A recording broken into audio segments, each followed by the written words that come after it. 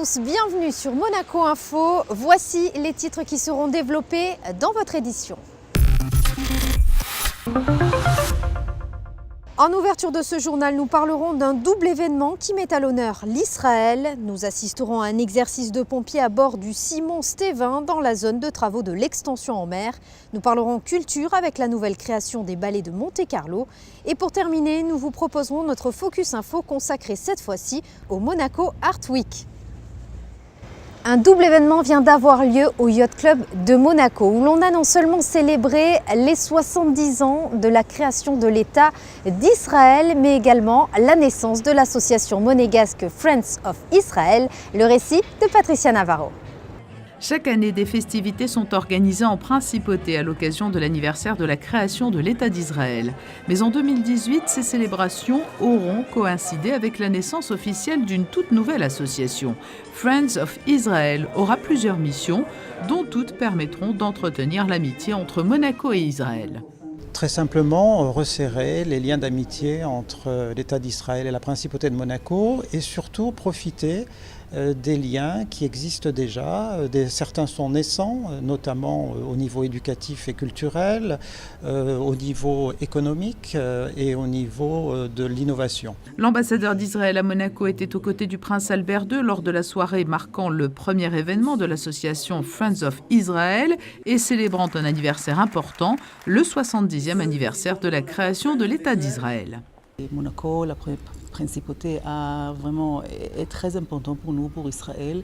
Il s'agit d'un pays qui est très amical, et le gouvernement qui est très amical. Il y a une bonne coopération entre Israël et Monaco. Nous apprécions vraiment l'amitié du prince par rapport à Israël, au peuple juif, et son engagement par rapport à la lutte contre l'antisémitisme.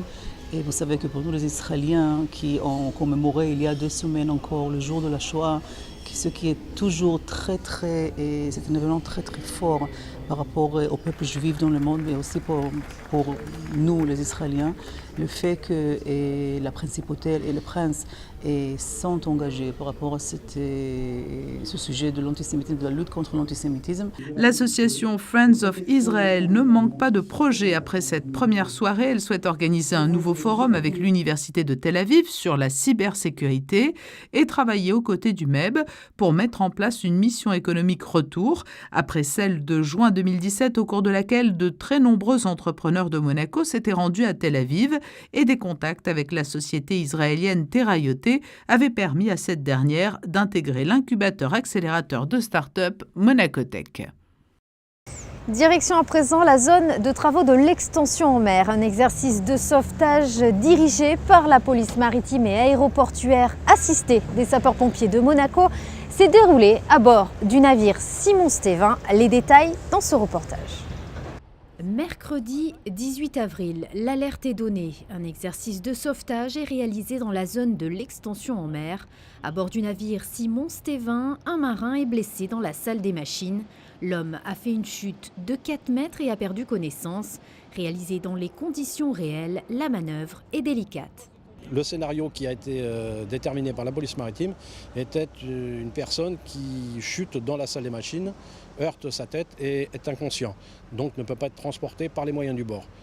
Tout le personnel et personnel officier du Simon Stévin est formé en tant que secouriste, donc qui porte les premiers secours, mais la personne étant inconsciente, on ne peut pas la transporter, on est obligé de faire appel aux pompiers. Une partie montée à l'échelle de coupée, et l'autre partie treuillée par la grue prévue à cet effet. Ensuite, ils ont préparé la personne dans le brancard, dans la barquette, l'ont treuillé, donc ils l'ont sorti, l'ont posé sur le pont, transporté sur le pont, mis le long du franc-bord, et du franc-bord treuillé à nouveau sur le shoalbuster. Ensuite, le shoalbuster a fait route depuis le FPV jusqu'ici, où on l'avait vu tout à l'heure, pour décharger le blessé. L'exercice s'est arrêté à partir du moment où les pompiers mettaient pied à terre.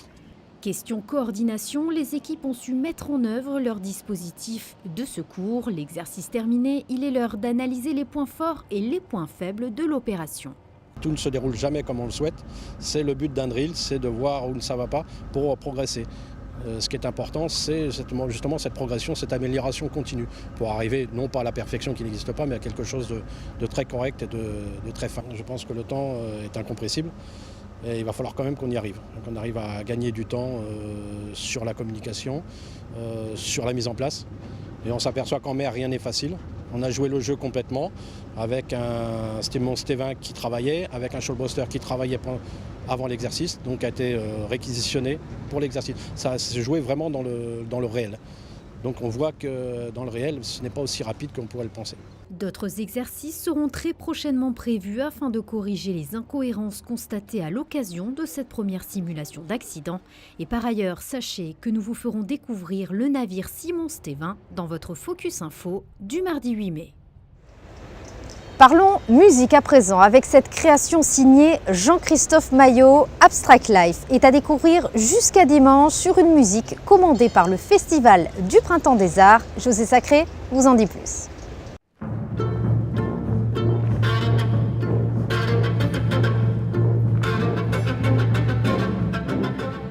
Après Violine Concerto, chorégraphie de Balanchine sur une musique de Stravinsky, le Ballet de Monte-Carlo présente, Salle des Princes du Grimaldi Forum, une nouvelle création de Jean-Christophe Maillot, Abstract Life, sur une musique originale de Bruno Mantovani, une commande du Printemps des Arts de Monte-Carlo. C'est quelque chose d'extraordinaire, un compositeur qui vous offre une nouvelle partition pour l'orchestre philharmonique avec ce merveilleux violoncelliste Marc Coppet qui fait un travail incroyable. Voilà, c'était vraiment une vraie rencontre, une vraie surprise et je suis ravi que ce soit avec lui. Maintenant, il faut voir le résultat.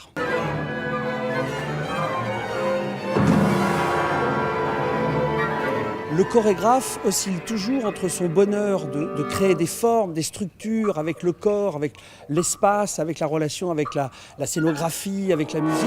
Et puis le corps, est-ce qu'il peut se détacher totalement de l'affect? Est-ce qu'il est jamais quand même toujours en train de nous raconter un peu quelque chose? C'est un peu de ça que parle cette pièce. D'ailleurs, Mantovani m'a dit « Pourquoi tu as rajouté Life après ?» Je dis « Pour exister ». Et puis je lui dis aussi parce que je trouve que créer un univers, je parle toujours de cette pièce comme je parlerais d'un paysage qu'on regarderait finalement. On regarde l'espace en dehors, on peut se dire, voilà, si vous regardez par exemple l'univers, regardez les étoiles le soir, on peut se dire que ce sont des étoiles, mais si on essaye de pousser son regard un peu plus loin, c'est tellement vaste, tellement infini, tellement incompréhensible. Finalement, est-ce que toute chose n'est pas un peu de cet ordre-là? Et de parler de cette relation à la musique particulière que j'ai avec lui.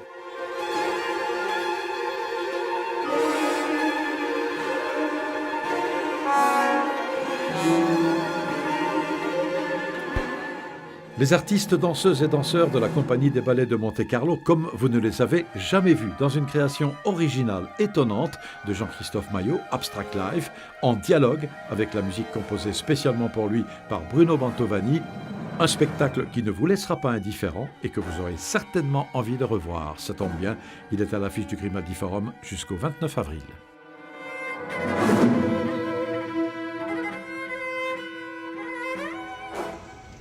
Votre Focus Info, cette fois-ci, est consacré à la Monaco Art Week. C'est un événement qui invite les galeries d'art et les maisons de vente à ouvrir leurs portes. C'est une première en principauté, le but étant de montrer que Monaco est une place forte de l'art. Dominique Poulain vous en dit plus.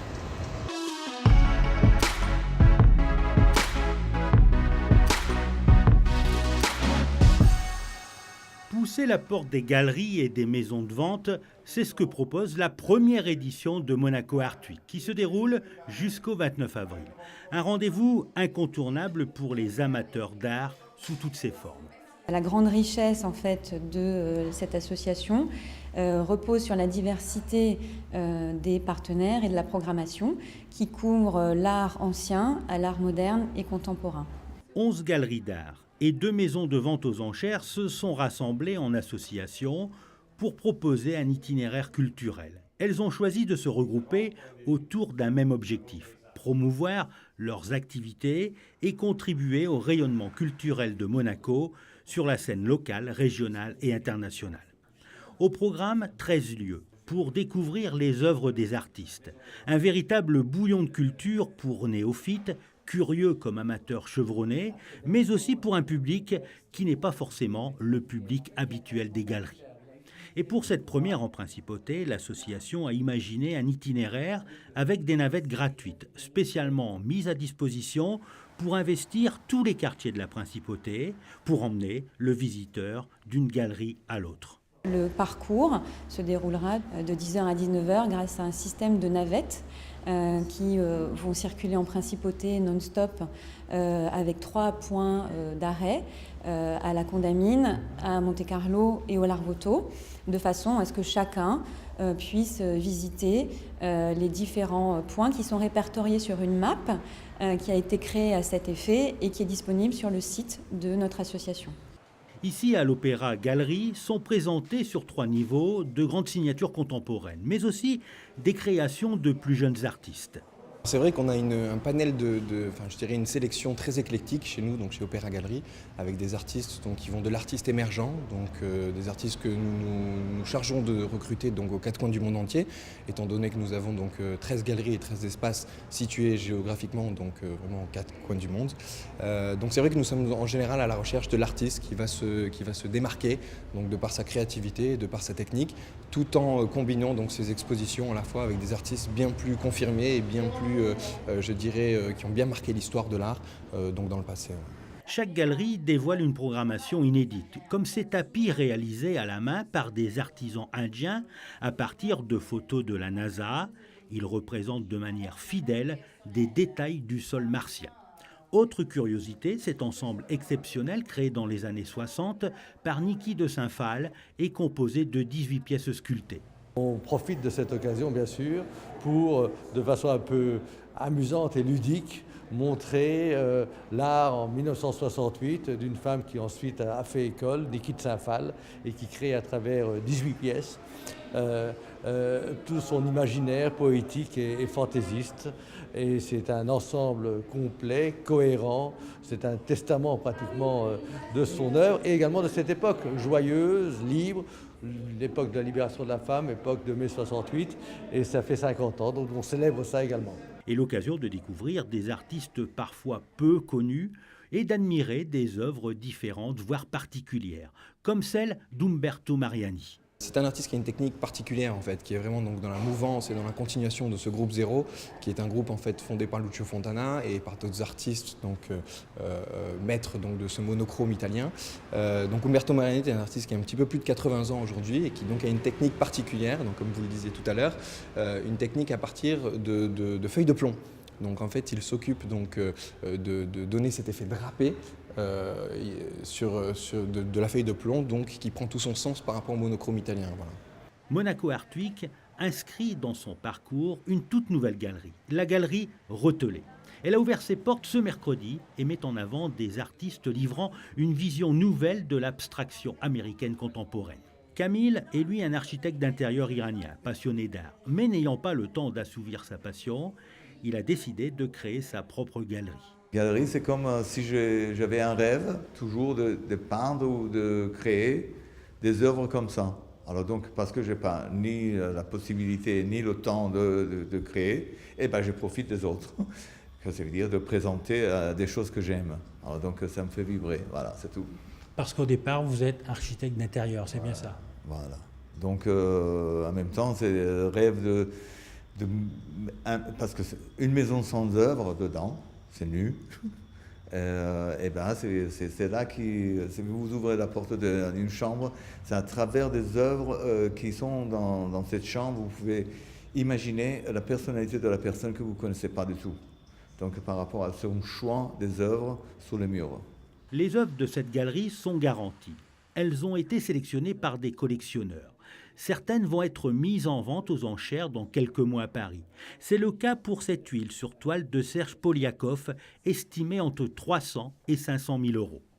Avec la Monaco Art Week, la principauté s'enrichit d'une nouvelle manifestation et confirme ainsi qu'elle est une place importante du monde de l'art. Et sachez que dans le cadre de cette première édition, une table ronde sur l'art sera organisée à Monaco ce samedi à 11h au Grimaldi Forum.